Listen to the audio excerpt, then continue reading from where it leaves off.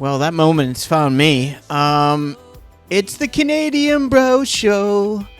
How's it going, eh? As friendship, here we go at the Canadian Bro Show. Thank you very much for joining us. This is one of the three opening segments of music that my old teammate and friend Chris Wright, I've mentioned him many times, that created for us. It's not everybody's cup of tea, but it's quite lovely, and it's warm. And Johnny and I at the Canadian Bro Show, we're kind and warm and jolly. Kind. Yeah, most definitely. And I'm just going to switch it over to the one that I use more often. Oh, now we're cooking. Let's boogie. Yeah. Welcome to the Canadian Bro Show. My name is Paul Bale. I'm the founder and host of the Canadian Bro Show. And the handsome gentleman to my left filming live in the Vancouver Library of Vancouver, British Columbia, is none other than Mr. Johnny Leister, the co-host of the most prolific writer and really a savant of everything that is Canadian. And that is the show that we do. The first iteration of the Canadian Bro Show is all things Canadian with Pauly and Johnny. This is episode 65, and we're going to be talking about childhood memories of influential male-dominated people that people like Johnny and I needed in 1972, and that was somebody to look up to, someone to believe in, a hero, a superhero, a legend, a role model. Thank you, Johnny. A father figure even. And in the meantime, we are going to get right into it. If you like Bruce Lee, if you love him, you're at the right time. We're going to take a deep dive into Bruce Lee, both Johnny and I. Yeah, both Johnny and I, when I first met Johnny in 1972, and Johnny, we both had one thing synonymous the first time we met, and that is, unbeknownst to ourselves at that time, is we both had Bruce Lee posters in our bedrooms because he was an iconoclast. It was Bruce Lee, Elvis for me. Cheryl Teagues. Who did you have? Cheryl Teagues. Oh, with the pink bikini. That's why I said male-dominated. That's the direction of the show. But anyways, Johnny, take it over. What is the first thing? Why did you fall in love with Bruce Lee? Why are you still in love with him? And why is he, if not the most influential martial artist in the history of mankind? And let's break it down and showcase for people that don't really know much about his legacy as it lives on. What captures the imagination from your subjective interpretation, Johnny? Okay. Well, I'll get into that, and then if if it's okay with you, then I'll just launch right into his autobiography. When I was a kid, the people in my life, I don't want to throw them under the bus too much, but they were kind of skittish and flaky and bouncing off the walls and seemed to be very susceptible to nervous breakdowns. And then you saw somebody like Bruce Lee, who was calm, exuded self-confidence to the nth degree, a physical specimen, an educated man, an intelligent man. He was a writer and a reader. He had a degree in philosophy, and he was just the most centered man or woman that I looked up to as a boy. And so I always had in my mind's eye that if I could be like anyone, if I could be the best version of myself, it would be something equivalent to what Bruce Lee represented. Okay, quick interjection. Thank you for that. It's exactly what I was expecting from you, of course. And Johnny reached out, and we were talking in our pre-show yesterday and today about what topic would we like to do, and we like to talk about all things Canadian. Bruce Lee is not necessarily Canadian, but he's certainly in the hearts of many of the 42 million Canadians that live in this amazing country. We have the best country in the world in Canada. Johnny is filming from Vancouver at the Vancouver Library. I'm filming in Kelowna in the Okanagan Valley, about 4 hours away. And it's the top of the Sonoran Desert, and it's absolutely gorgeous. I don't know if winter's actually ever going to come, although people say it can dump late. By the way, Johnny is the only person I know, and thank God he's the co-host of the most on the Canadian Bro Show, 14 months into this incredible journey, that has his own private studio in a public library in the downtown core of one of the greatest cities in the world. Dude, I don't know how you do it, but I'm glad you're my co-host of the most. So start us off. Tell us about your journey and how you discovered the legend that is the master of life, Bruce Lee. Okay. Well, I will get into a few vital statistics, and you can jump in anytime you like, bro. Thank you. Bruce Lee was a Hong Kong and American martial artist born in 1940, passed away way before his time in 1973. He was, 33. yeah, he was the founder of Jesus was 33 when he was It's crucified, funny how right? that works out, eh? It is. 33 is a magic number in some ways. He was the founder of Jeet Kune Do, a hybrid martial arts philosophy which was formed from his experiences in unarmed fighting and self defense, as well as eclectic Zen Buddhist and Taoist philosophies, as a new school of martial arts thought, a true iconoclast. With a career spanning British Hong Kong and the United States, Lee is regarded as the first global Chinese film star and one of the most influential martial artists in the history of cinema. Known for his roles in 5 feature-length martial arts movies, he's credited with helping to popularize martial arts films in the 1970s and promoting a Hong Kong action cinema. Bruce Lee married Linda Emery. They had 2 children, Brandon and Shannon. Shannon is also a martial artist, and Brandon Lee, of course, tragically also passed away at a young age. He was a rising star, that kid, and I saw him in Rapid Fire and The Crow, and I saw those movies many times, and he was taken far, far too soon also. So that's Bruce Lee's biography. He's actually born American. He was born in San Francisco. I Yeah. didn't know that. Yeah, a He's lot of very people don't know that. That's why we do this show, because Johnny doesn't need to read off Wikipedia or his own notes because he's in the library already, or what he knows, because he knows as much as I do about Bruce Lee. We've talked about him many times in a numerous amount of episodes, but at the end of the day, we wanted to give everybody a really quick synopsis for those right. that don't know him, to give you a little meat before we get into a deeper dive. So nice opening, Johnny. How would you like to move forward on this point? Okay. Well, I've got some more stuff here. Cool.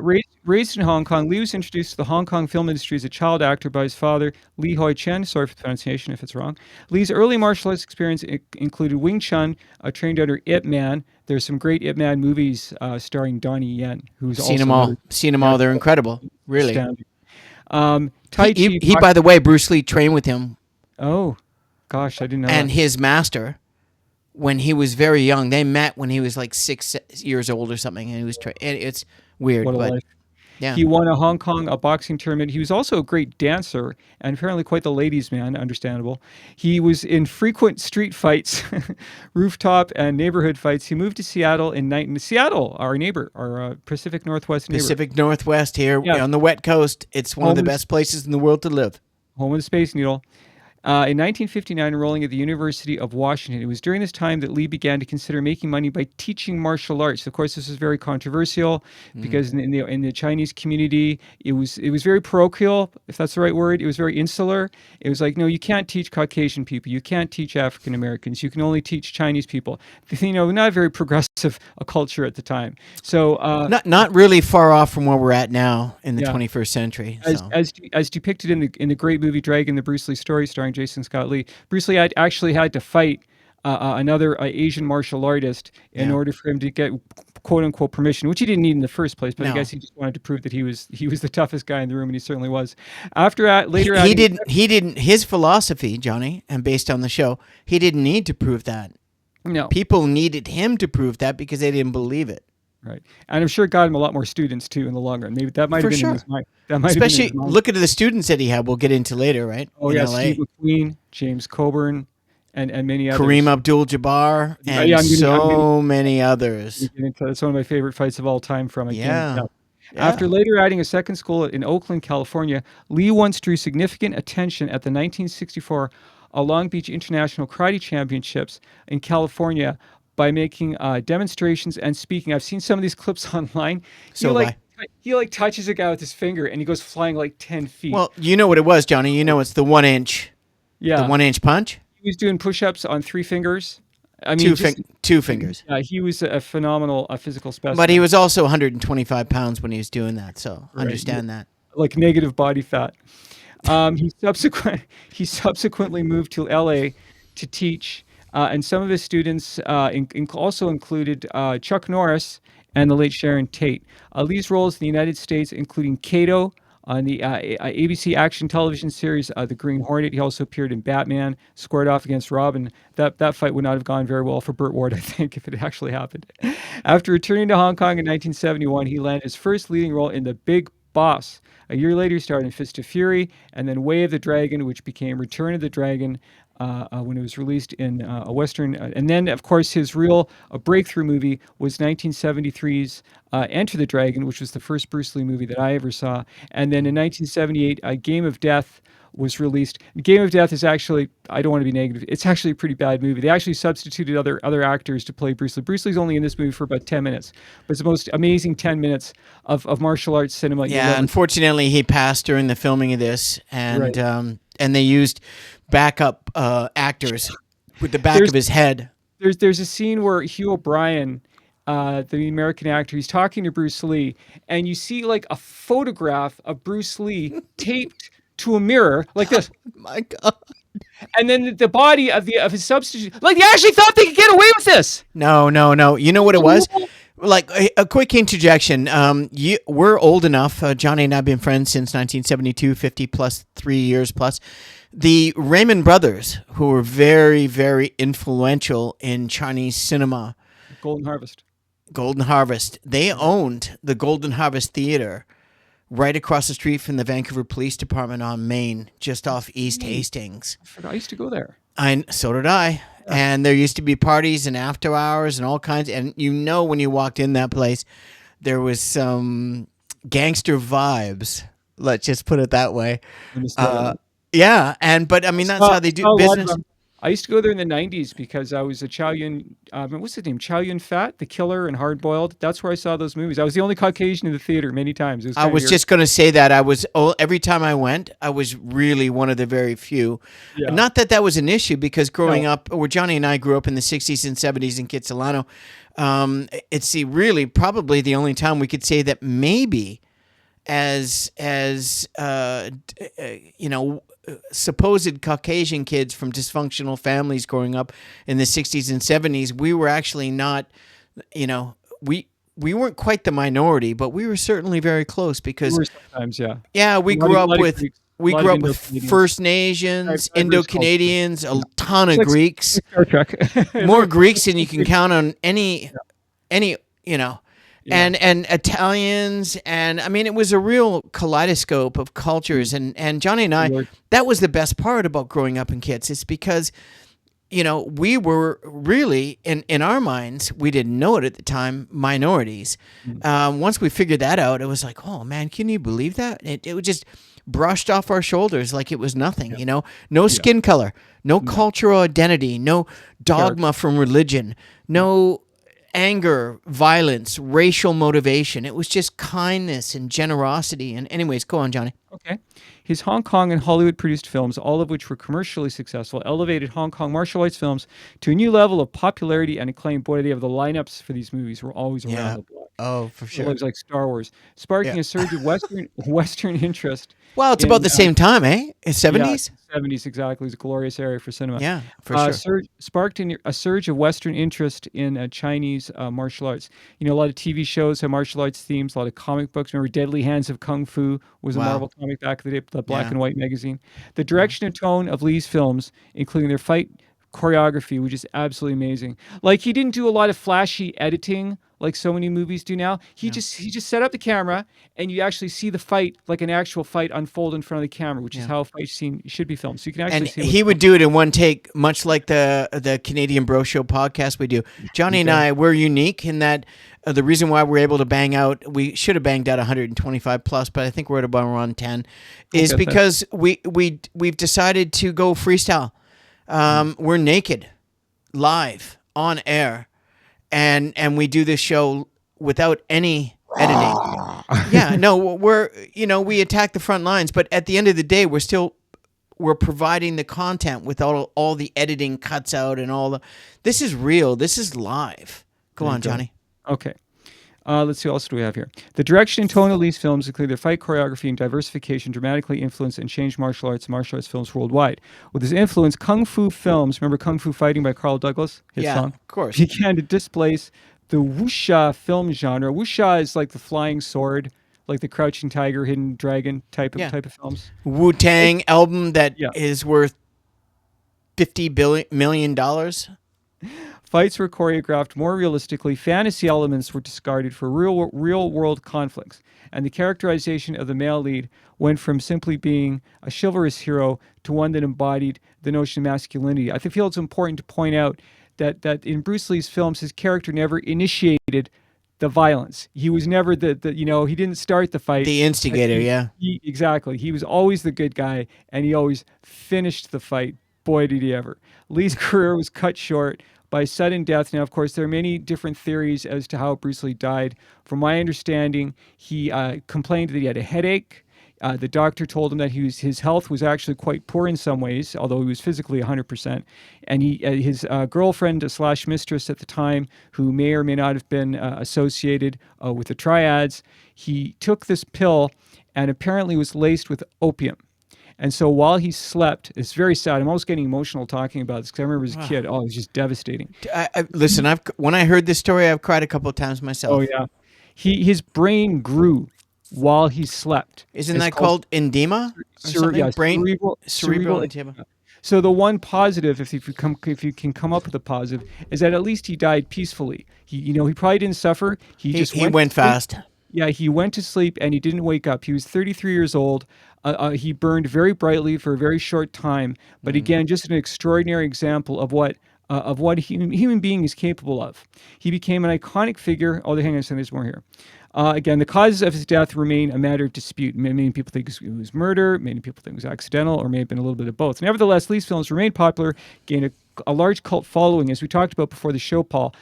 Every young guy I ever talked to, or even young gal who's in their 20s, they all know who Bruce Lee is. They've even seen some of his movies, which is a real a key in really having an impact in life that passes on from one generation to the next. Yeah. He became an iconic figure and known throughout the world, particularly among the Chinese, based on his portrayal of Cantonese culture in his films. And among And Asian Mandarin, by the way, he spoke both Mandarin and Cantonese and English, and he also spoke French. Right. And he defied Asian stereotypes because if you watch a lot of American movies back in the 60s, like Breakfast at Yeah. Tiffany's, you see, I shouldn't laugh because it's not really very funny. It's funny in a sick way. You see Caucasian actors playing Asian characters, Yeah. and, they had buck teeth and they spoke with ridiculous accents. Let's not even go there. Right. Honestly, I'm It so was tired very of it. ugly. Yeah, it was Eh, very ugly. Yeah. It's in the past. Okay. Well, it's just racism, really. Totally, and to the nth degree with a capital R. Even after his death, Lee continued to be a prominent influence on modern combat sports, including judo, karate, mixed martial arts, and boxing, as well as modern popular culture, including film, television, comics. There was a Bruce Lee comic book in the 1990s that I read. I really enjoyed animation and video games. Time magazine named him one of the 100 most important people of the 20th century. And that, thank you, Wikipedia, is the life and very a short life, but very bright life of Bruce Lee, one of the most iconic figures of all time. Yeah, so those are mostly for people that really don't know anything about him, but they've seen him and they think, "Wow, that poster is look at his 8-pack. Look how beautiful he is. Well, Like he's a 24-pack.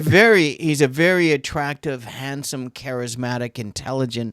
He's everything that all of the racism in the world at that time didn't really want to, because it contradicted the white privilege, and that, oh my God, this little 125-pound yellow man is better than the entire nation of America or whatever. And yet he grew up in America. He was born in America. He was a dual national.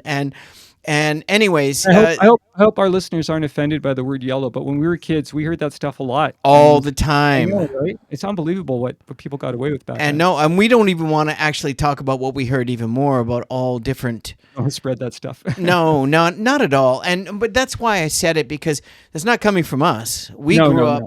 We grew up as free loving, Yeah. That little. was just the ugliness that we were exposed to. No, we weren't. We didn't know anything. We were so ignorant. It was just like, get on our bikes. Let's go to the beach. Let's go to the comic store. Let's get a Slurpee.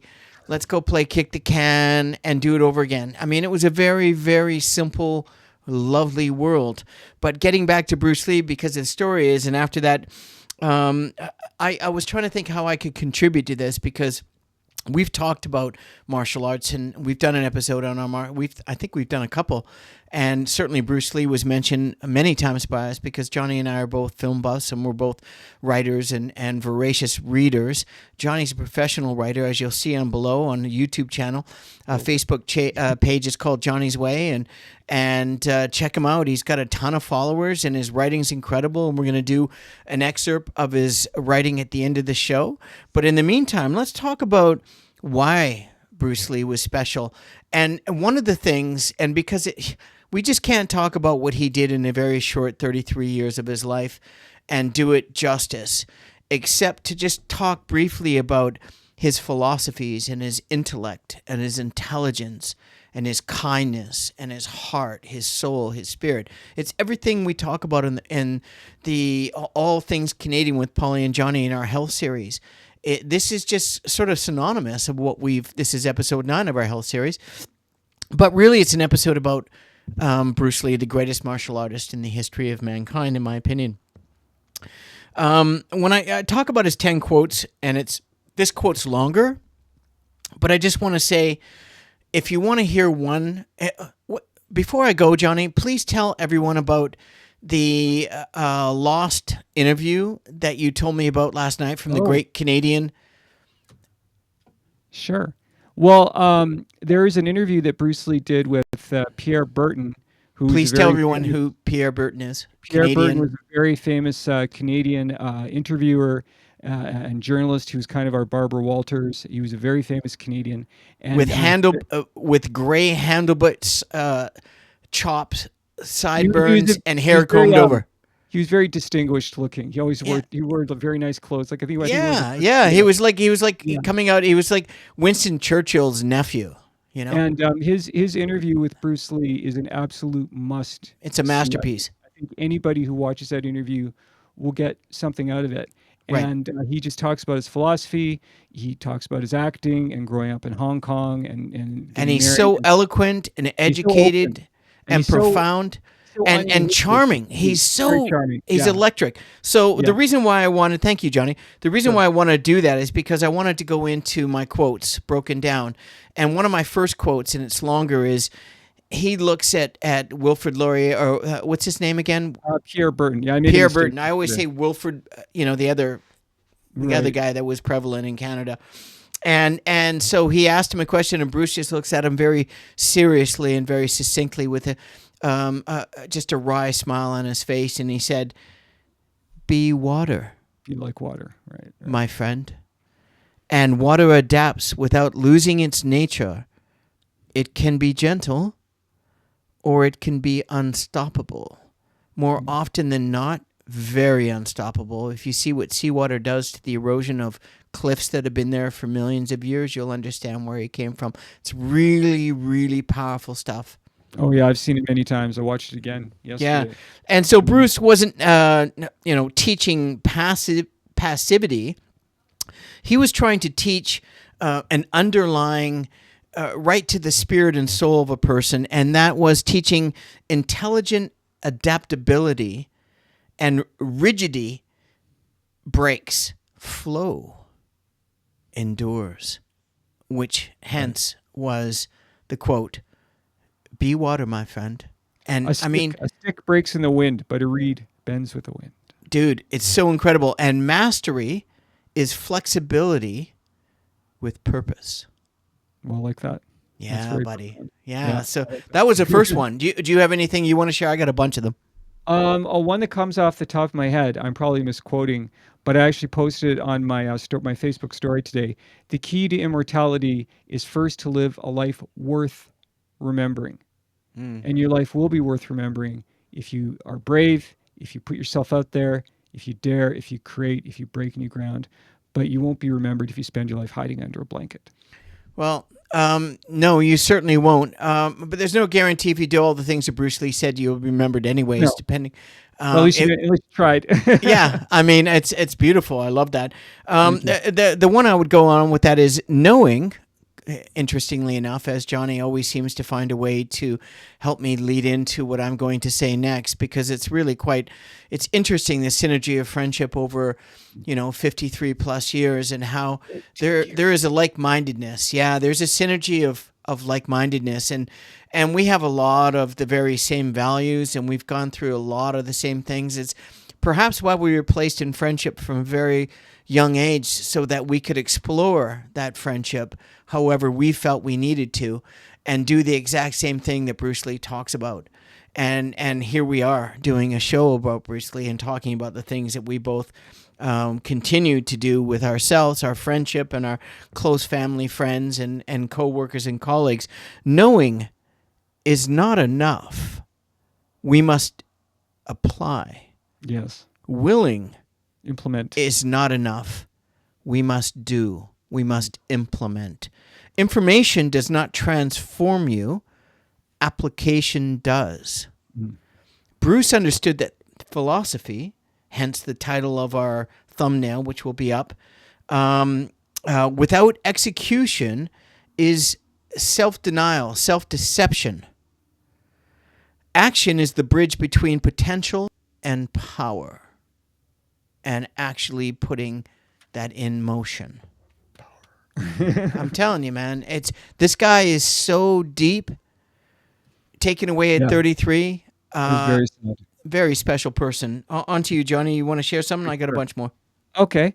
Well, I'll talk about one of his earliest movies. He only made 5, I believe. The Way of the Dragon, which was released in the States as Return of the Dragon. Yeah. It was a 1972 Hong Kong martial arts comedy film. This movie actually is very funny. Bruce had a great sense of humor, too. He was also self-deprecating. He could make fun of himself, too. I love the fight with Kareem Abdul-Jabbar in A Game of Death, where Bruce Lee walks up to him, and Kareem just sticks out his foot, and then Bruce lands on his behind, and he tries to get up. And then he staggers and he falls back down again. Like, you don't see that a lot. No, And he did that. He did that. He said he did that intentionally. That wasn't under direction. He just wanted to showcase how extraordinarily large and long Kareem Abdul-Jabbar was, in my opinion, the GOAT of centers. If not the second best GOAT in the history, the greatest of all time in the history of the NBA. I was going to ask you, what is a GOAT? It's an acronym. I didn't know yes, that. it is an acronym. Sorry, I thought you knew that. You're a writer.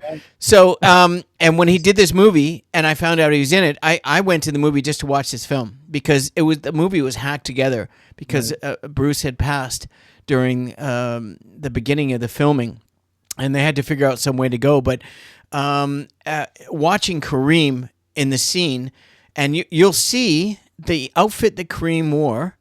Johnny, is there any other outfit that you can remember in cinema that was copied from that? Well, Bruce Lee's yellow suit, of course, we saw in Kill Bill. That's why you're the best, buddy. Watch Kill Bill, and you'll see the scene Tarantino copied. Right.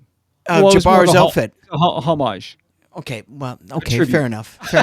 Yes, okay. It's later. I get it. Okay. You're a writer. Okay. So, anyways, it's quite remarkable to see that, because Bruce, they were very close, and Kareem said he took, and many other people in LA that went to his club and trained with him, they took it really hard. Oh, of course. And phenomenal scene. So check it out. Johnny, what else you got? You actually, when Bruce gets up, you actually see the silhouette of Kareem Abdul-Jabbar's footprint on his suit, because his feet are dirty. It's very funny. It is. And by the way, he's got 21 size feet. His feet are 21. Oh my God. 21. His legs are like a mile long. He was 7'2", about Wow. 245. Unbelievable. And he played until he was 42 years old as a professional. He's a Muslim. He must have bumped into a lot of doorways.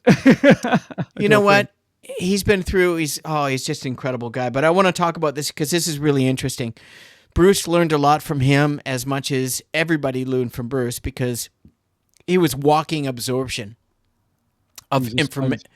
He was a sponge, and absorb, as Bruce Lee would say, absorb what is useful, right? Discard what is useless. In that stuff. Add what is uniquely your own. Johnny and I have talked about this so many times. And this is the evolution in one sentence. I'll say it again. Absorb what is useful, discard what is useless, Right. and add what is uniquely your own. This is the evolution in one sentence. He rejected, Bruce Lee, dogma. Yes. He rejected tradition. And he did that for tradition's sake because he was the most traditional mofo right from the beginning He of his trusted his own journey. mind. He Which so started his journey at 4 years old. Mm. 4 years old, he was doing martial He arts. was acting too as a boy. Oh, he had more success as a child actor and more films that he did. I think Johnny mentioned he did 5. Well, it's not true. He's probably done over 21, 22 films, but most As of a them younger were, most of them Those he are the wasn't. 5 people know about. Yeah, exactly. That's really cool. So you're up next. What do you got? Okay.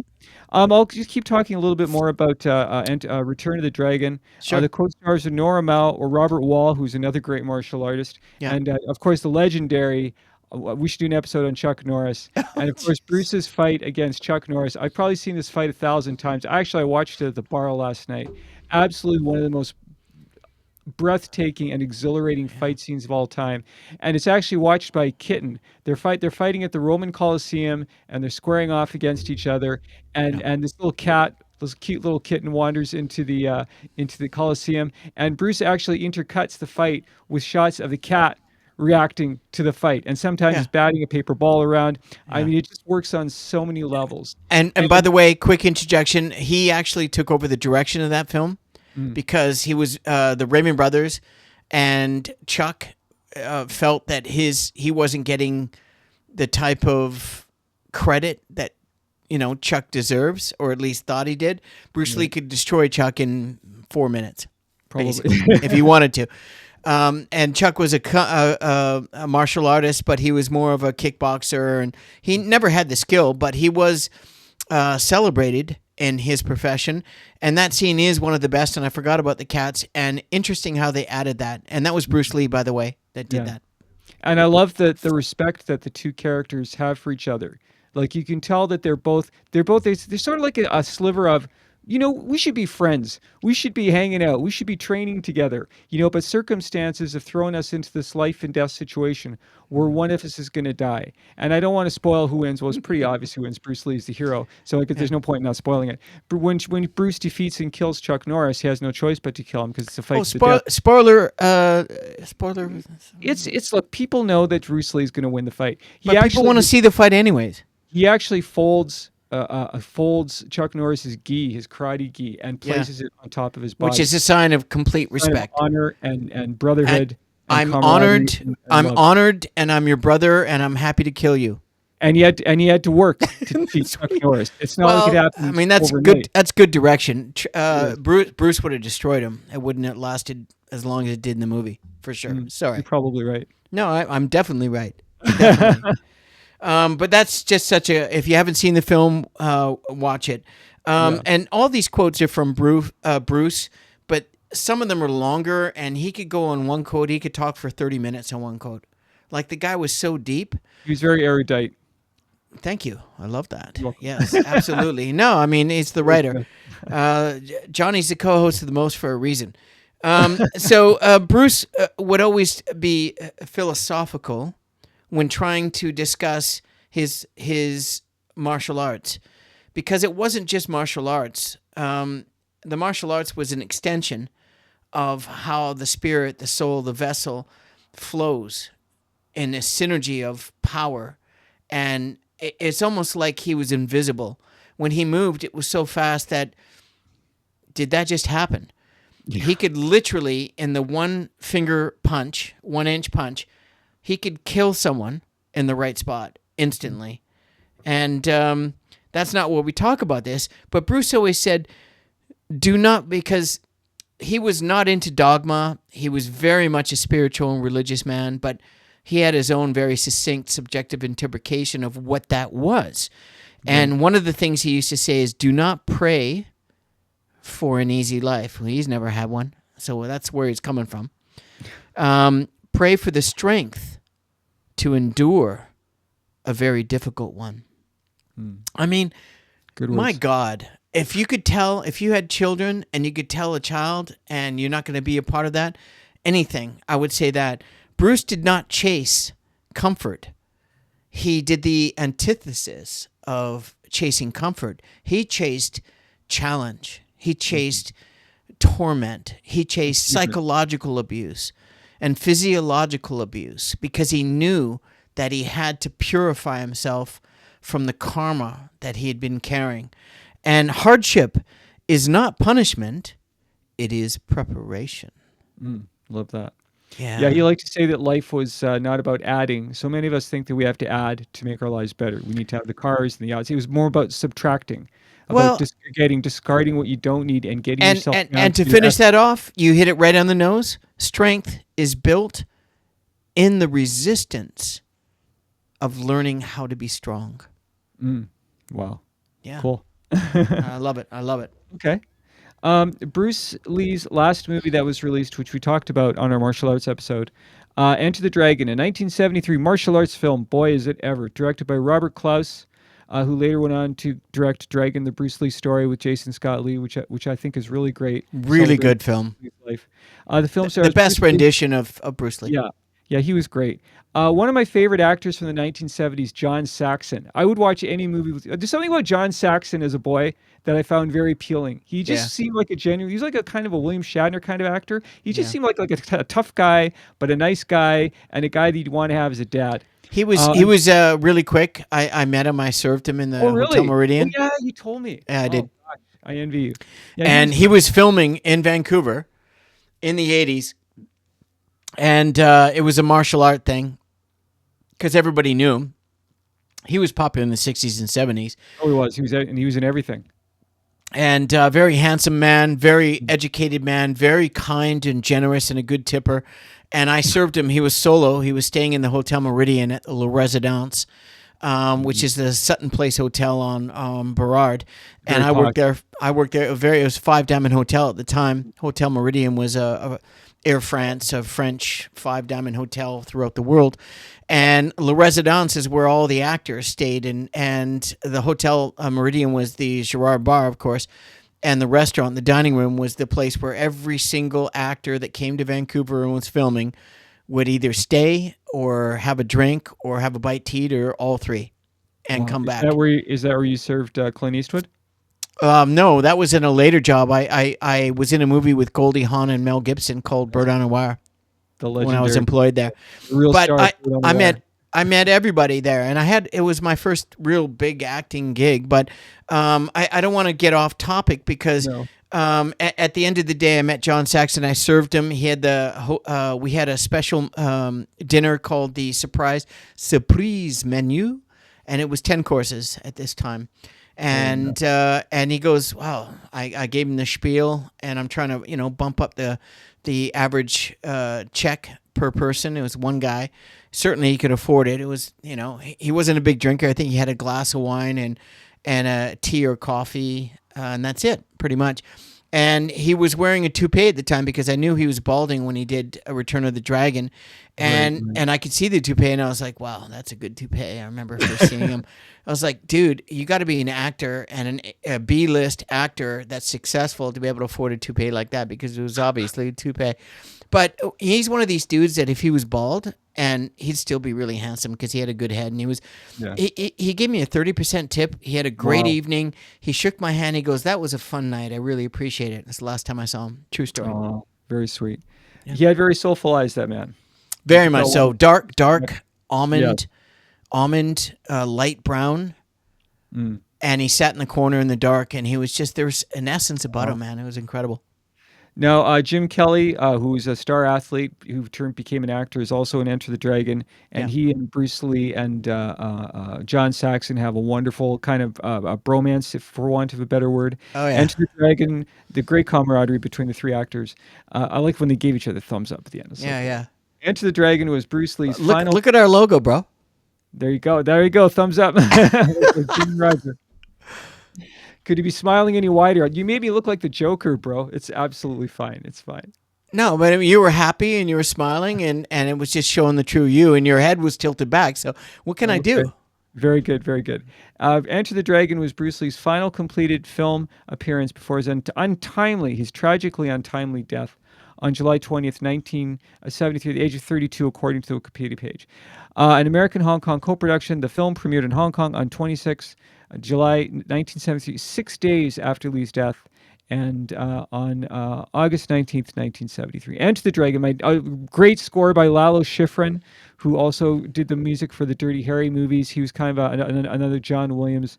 And Enter the Dragon was estimated to have grossed over $400 million worldwide, which is like there's like $2 billion in today's numbers. That wasn't worldwide. That was just Yeah. outside China. In China, of course, they take cash.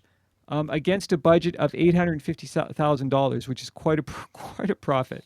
It is the most successful martial arts film ever and is widely regarded as the greatest martial arts film of all time. I don't disagree with that. In Yeah. 2004, it was selected for preservation in the United States National Film Registry by the Library of Congress as being, quote, culturally, historically, or aesthetically significant. Among the first films to combine martial arts action with spy film elements, he actually plays a secret agent in the film, and the emerging blaxploitation genre. Its success led to a series of similar productions combining the martial arts and blaxploitation genres. Almost done. The film's themes have generated scholarly debate over the changes taking place within post-colonial Asian societies following the end of World War II. That's a deep cut. Enter the Dragon is also considered one of the most influential action movies of all time, with its success contributing to mainstream worldwide interest in the martial arts, as well as inspiring numerous fictional works, including action films, television shows, action games, comic books, manga, and anime.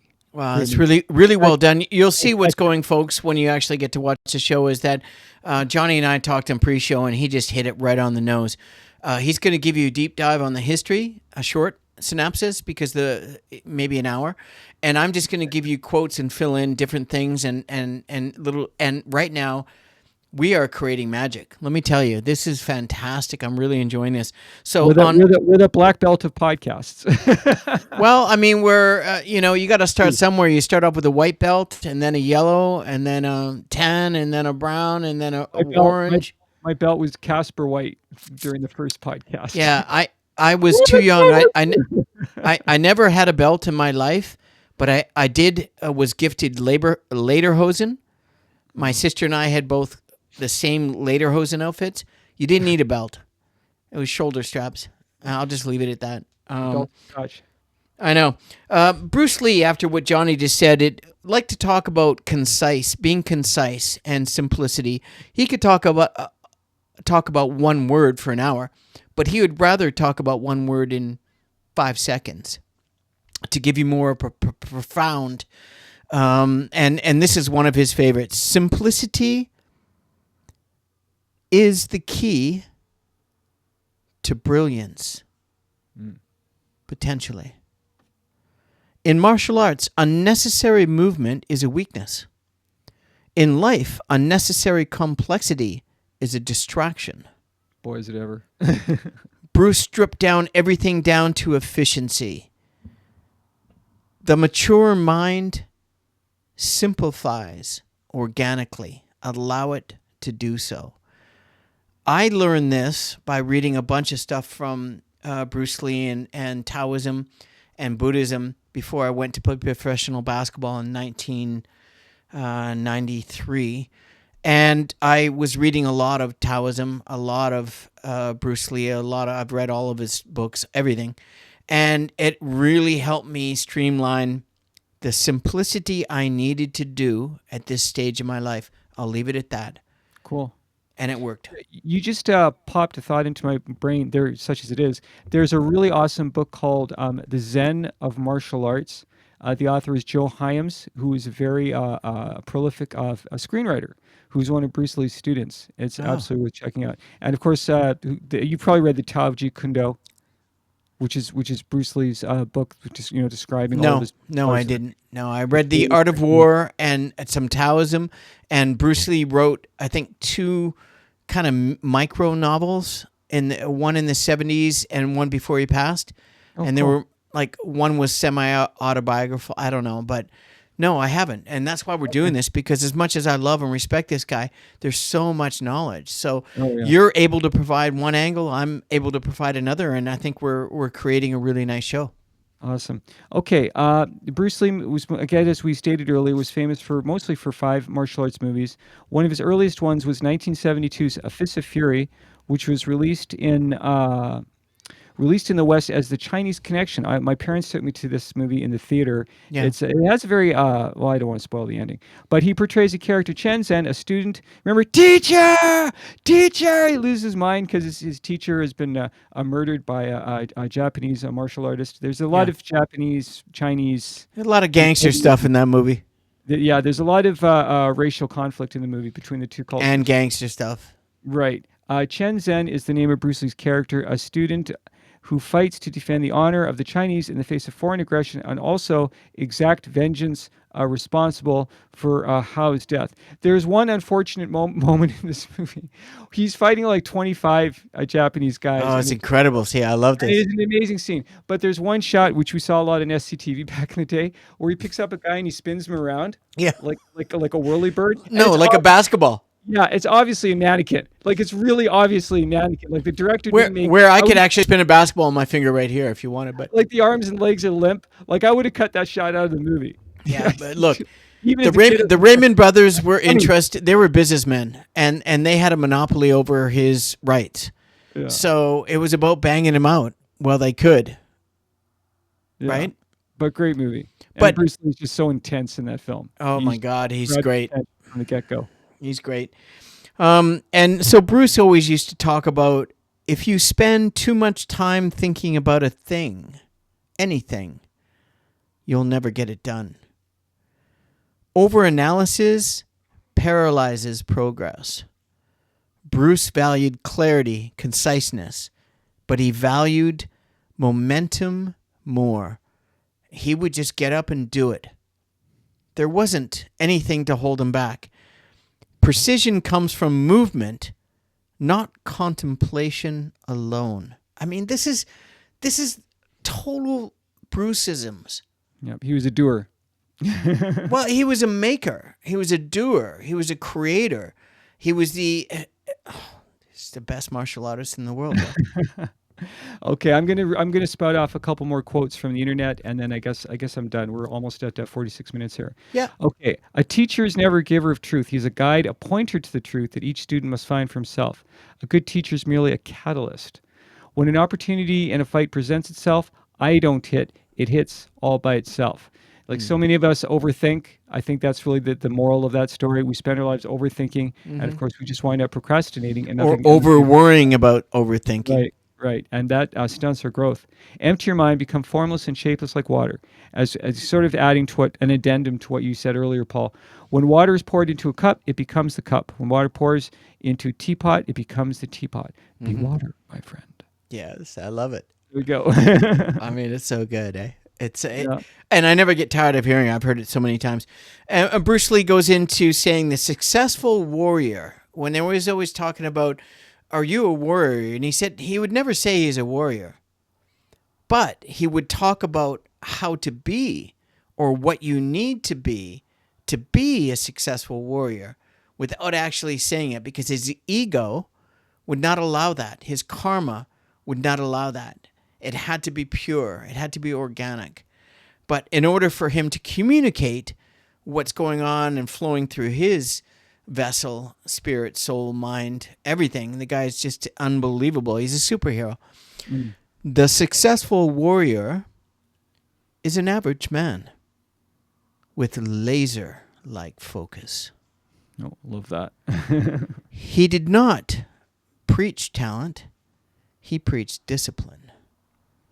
Focus transforms ordinary capacity into extraordinary performance. And of course, if we're disciplined, then we become talented. That's how that works. And if we're disciplined and we become talented, we want to stay talented and become more disciplined so that we can shift into the higher levels of consciousness and be better at whatever you want to do. I mean, it's hard work, bro. Here's a quote from Enter the Dragon. where he's teaching a young boy some Yeah. martial arts. He says, "Don't, I won't do, I won't do this. Don't No. think, feel. It is like a finger pointing away to the moon. Don't concentrate on the finger, or you will miss all that heavenly glow." Oh, that's beautiful. That's pretty good. That's I pretty don't good. believe in different ways of fighting now. I mean, unless a human being has three arms. Oh, I heard this quote. I actually heard him say this. Unless human beings have three legs and three arms, then we'll have different ways of fighting. But basically, we all have two arms and two legs. So that's why I believe there should only be one way of fighting, and that is no way. If you always put out limits of what you can do, physical or anything else, it will spread over to the rest of your life. I know what that feels like. I think many of us do. It will spread into your work, to your mortality, your entire being. There are no limits, there are no plateaus. But you must not stay there. You must go beyond them. And if it kills you, well, then it kills you. I mean, we're all going to die anyway. Dude, we don't really. I don't think we can control that. We're all on the clock. When that clock ticks and it's your final moment, that's it. I suppose, unless you get an opportunity to come back, and sometimes that happens. And if there's a reason for that, I'd be interested in that too, because Me too. I think that'd be fascinating. Do it all over again. But Bruce wasn't really one to talk about weaknesses or mistakes or cry on a shoulder. He was more about, I'm going to get up tomorrow and I'm going to be a better martial artist, a better human being, and do it every day for the rest of his life. And can you imagine if this man had another 33 years in this planet at 66? It still wouldn't be enough.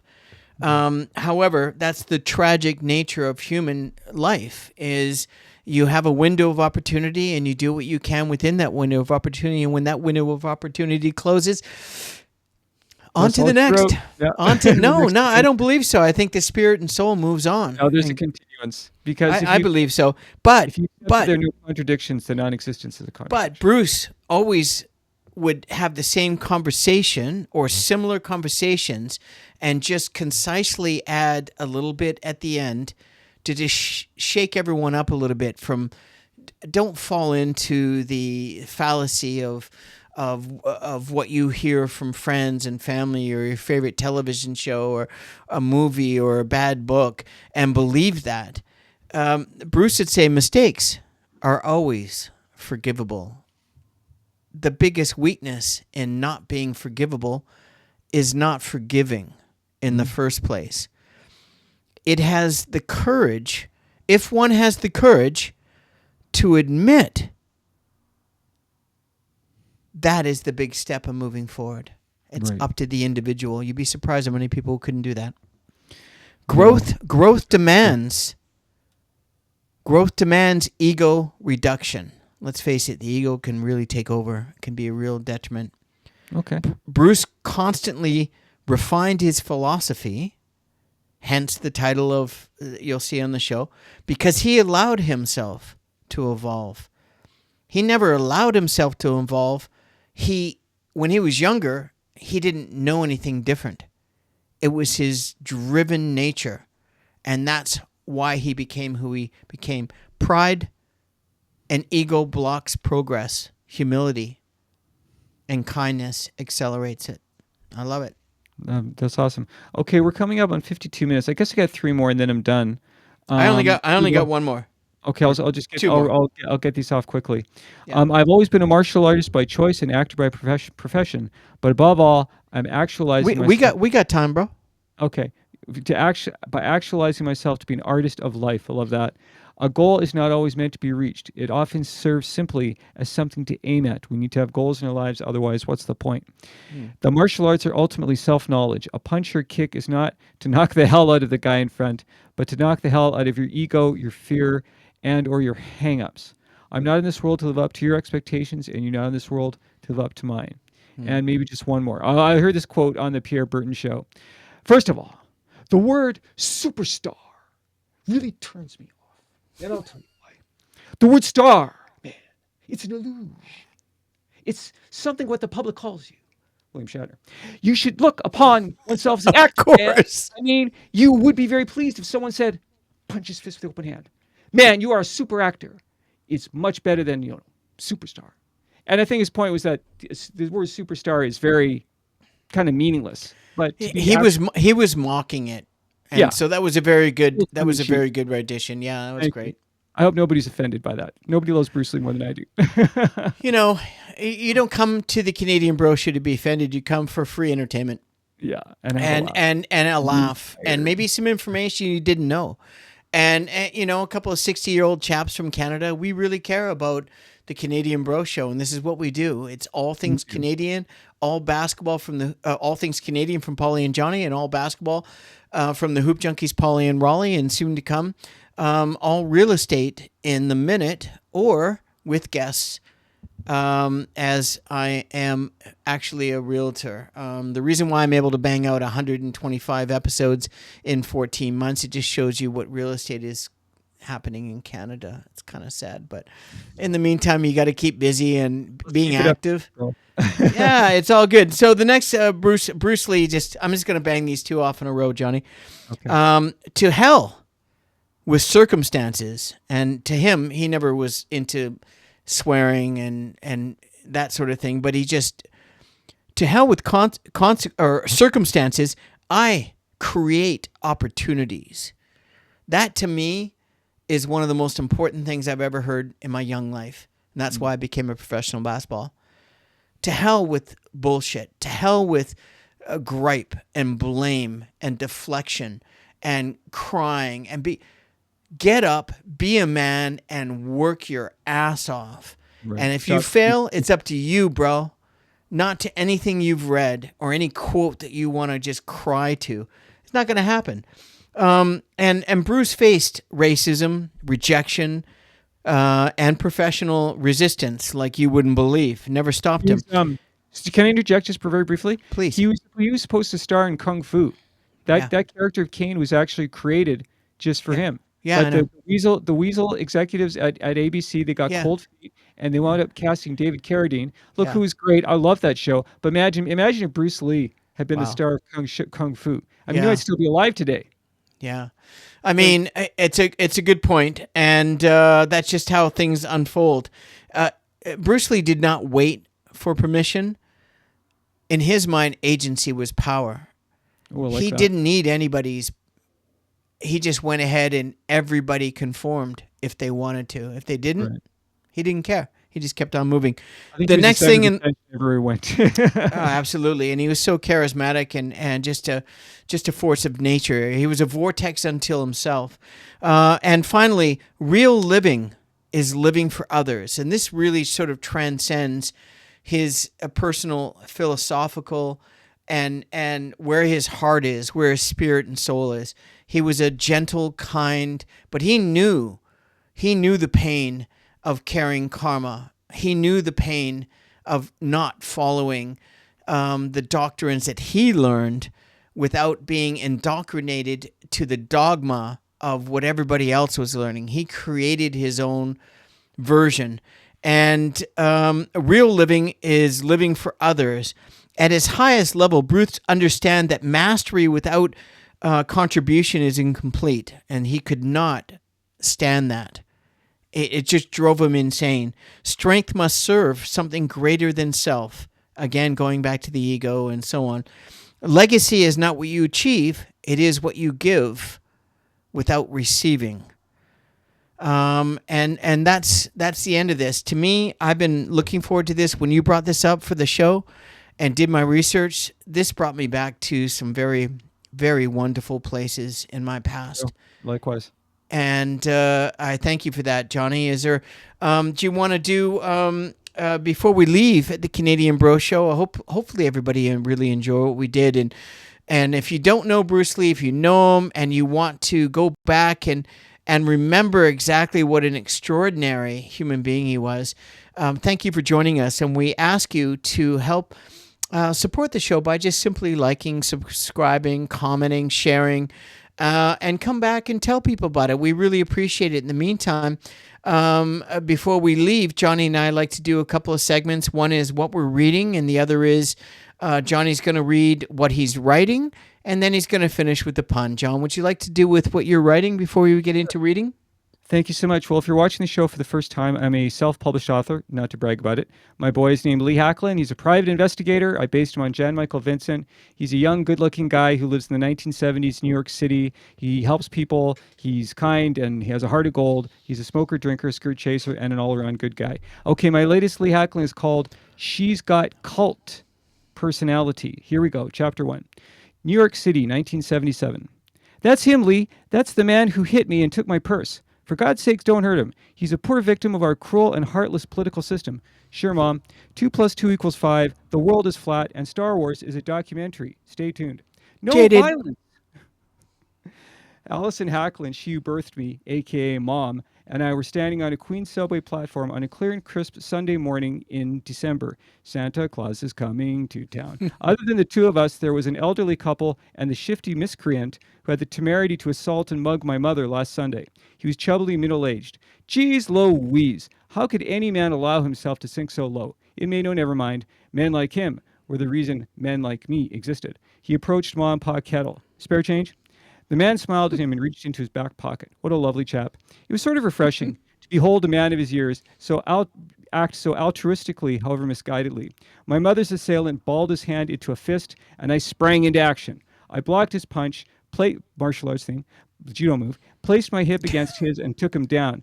Then I bent his fingers back. That hurts. I'm just getting warmed up, pal. Where's my mother's purse? It's at home, Uncle. 20 minutes later, I found myself in the basement of a Queens townhouse. Oh The my mugger, God. the Paul, you okay? Okay, taking a little break here. Okay, here we go. Commercial break.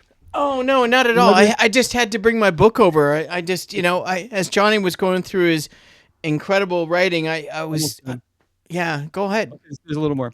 The mugger's name was Rob Keep on going Steele. next time, bro. We don't edit here, bro. Almost Someone done. might be like really enthralled. Okay. The mugger's name was Rob Steele. Nothing, nothing more needs to be said about that. The owner of the house was Rob's mother. None of us are angels, and I don't mean to offend, but behind every weak man is a fawning mother. That's according to the gospel of Lee Hacklin. Rob handed me my mother's purse. All her credit cards were inside. She had several photos of my sister, and not one of your hero, dear reader. So what? Don't cry in front of the bad guy, Hacklin. No cash. Well, of course. My mother had $100. What did you spend it on? Booze and smokes. I'm sorry. F you. How old are you, Rob? 45. Ever had a job? No. Ever had a dream? Yeah, I wanted to be a writer. Okay, I'll be back in a month. I expect to see at least 50 single-space handwritten pages. Otherwise, I'm going to kill you. Not quickly either. I'll take my bloody time. Get a job. Manhood has nothing to do with biology. What counts is how we act. Oh, and this is for cracking my mother's cheekbone. I pancaked his balls. In some ways, all human beings are the same. We all have the same biological functions. We all need love. We all need purpose. Did I consider myself an exception, dear reader?